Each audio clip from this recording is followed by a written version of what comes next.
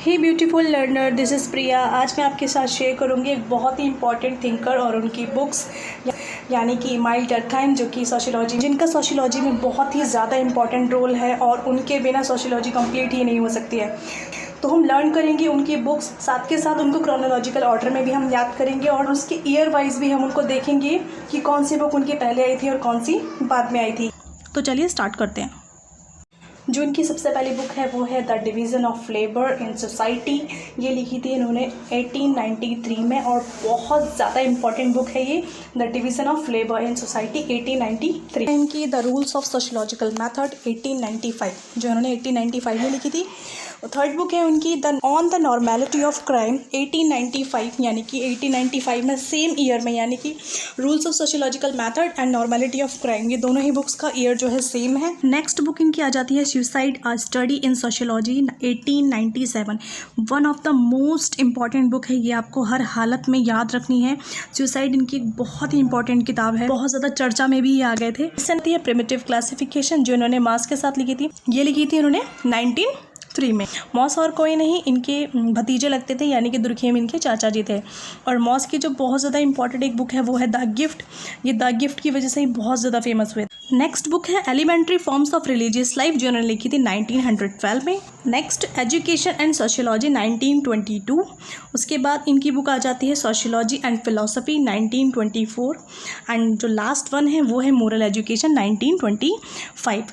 तो मैंने क्या किया है, इन बुक्स को लर्न करने के लिए मैंने इनकी कुछ मेन कीवर्ड्स हैं वो निकाल लिए हैं और उनके थ्रू इनको याद कराने की कोशिश कर रही हूँ मैं आपको, ताकि आपको अच्छे से लर्न हो जाए।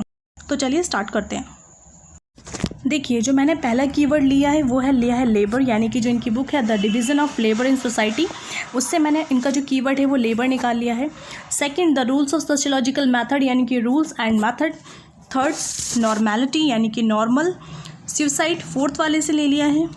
प्रिमिटिव क्लासिफिकेशन से primitive. Elementary forms of religious life से मैंने रिलीजन वर्ड लिया है। एजुकेशन एंड सोशियोलॉजी से मैंने एजुकेशन लिया है। सोशियोलॉजी एंड फिलॉसफी से मैंने फिलॉसफी लिया है और मोरल एजुकेशन से मैंने मॉरल लिया है। चलिए अब इनको रिलेट कर लेते हैं और फटाफट से याद कर लेते हैं।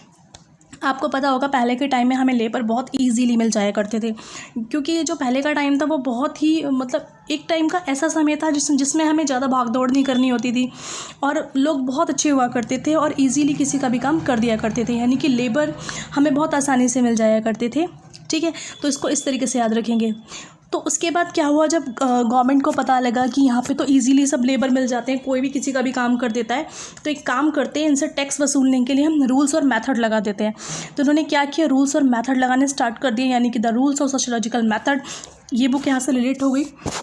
जब रूल्स और मेथड लगा दिए गए दुनिया भर के, तो लोगों में क्या हुआ, लोगों में ये बहुत ही ज़्यादा एक लहर सी पहुंच गई कि अब तो हम कुछ कर ही नहीं पा रहे हैं और बहुत ज़्यादा धीरे धीरे क्राइम फैलने लगा, क्योंकि उनको काम मिलना बंद हो गया था, क्योंकि बहुत ज़्यादा रूल्स एंड मेथड लग गए थे।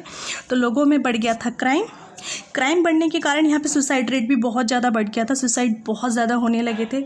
तो जब सुसाइड ज़्यादा होने लगी, क्राइम ज़्यादा होने लगे, तो वहाँ की गवर्नमेंट ने सोचा एक काम करते हैं, क्यों ना लोगों को पहले के वक्त में वापस लेकर जाया जाए, ताकि जो ये क्राइम और सुसाइड जो लगातार हो रहे हैं वो बंद होने शुरू हो जाएं। यानी कि प्रिमिटिव क्लासिफिकेशन, पुराने टाइम से अब याद रखेंगे प्रिमिटिव क्लासिफिकेशन। एक्चुअल में प्रिमिटिव क्लासिफिकेशन जो इनकी हिंदी में अगर मैं इसको बोलूँ तो आदिम वर्गीकरण, यानी कि इनकी किताब है जिसमें इन्होंने जनजातियों के बारे में चर्चा की थी। प्रिमिटिव क्लासिफिकेशन, यानी कि ये पुराने टाइम में वापस चले गए। इन्होंने क्या किया, आपको पता है पहले के टाइम में लोग बहुत ज़्यादा रिलीजियस टाइप हुआ करते थे, भगवानों में उनकी बहुत ज़्यादा आस्था थी। तो बिल्कुल इन्होंने उनको क्या किया, प्रिमिटिव टाइम में लेकर गए और इनको रिलीजियस लाइफ से, यानी कि उनकी रिलीजियस लाइफ से वापस जोड़ दिया, यानी कि लोग अपने वापस धर्म में लग गए, यानी कि पूजा पाठ करेंगे तो ऑफकोर्स उनका ध्यान क्राइम में कम जाएगा, सुसाइड में कम जाएगा। और इससे क्या हुआ, यानी कि लोग अब एजुकेशन की तरफ बढ़ने लगे। किसके एजुकेशन की तरफ, रिलीजन की एजुकेशन की तरफ, यानी कि elementary forms of religious life के बाद लोग किस में ज़्यादा फोकस कर रहे हैं, एजुकेशन एंड सोशियोलॉजी, यानी कि एजुकेशन पर ज़्यादा फोकस कर रहे हैं। अब लोगों के जीने का जो तरीका था, यानी कि उनकी फ़िलॉसफी, यानी कि लोगों के रहने की फ़िलॉसफी क्या बन गई थी, सोशियोलॉजी एंड फ़िलॉसफी, यानी कि लोगों की फ़िलॉसफी बन गई थी। रिलीजन की शिक्षा लेते हुए, एजुकेशन लेते हुए अपनी लाइफ को आगे बढ़ाना, यानी कि और ये क्या बन गया था, यही उनकी लाइफ का मॉरल बन गया था, यानी कि मॉरल एजुकेशन। आई होप आपको ये याद हो गए होंगे। मैंने यहाँ कुछ प्रीवियस ईयर क्वेश्चन भी ऐड कर दिए हैं जो इमाइल डर्कहाइम की बुक से रिलेटेड है। आप चाहे तो इनको सॉल्व कर सकते हैं और कमेंट सेक्शन में मुझे इनका आंसर भी देख सकते हैं। एंड आई एम श्योर आप बहुत ही ईजिली इन क्वेश्चंस को अटैम्प्ट कर पाएंगे। साथ ही साथ मैं आपसे एक बात और शेयर करना चाहूँगी, हमारे कुछ स्टूडेंट्स हैं जो सिर्फ़ और सिर्फ हिंदी से ही पढ़ना उनको समझ में आता है, या फिर वो सिर्फ अपनी मातृभाषा में ही पढ़ते हैं, यानी कि जो किताबें भी वो याद करते हैं ना तो अपनी मातृभाषा में ही याद करते हैं। अगर वो चाहते हैं कि मैं इन बुक्स को एकदम उनकी मातृभाषा में यानी कि सिर्फ और सिर्फ हिंदी में लेकर आऊँ, तो प्लीज़ मुझे कॉमेंट सेक्शन में बताइएगा। मैं उनके लिए भी ऐसे ही कीवर्ड्स के थ्रू ये किताबें उनको याद करवाने की कोशिश करूँगी। Thank you so much. God bless you all.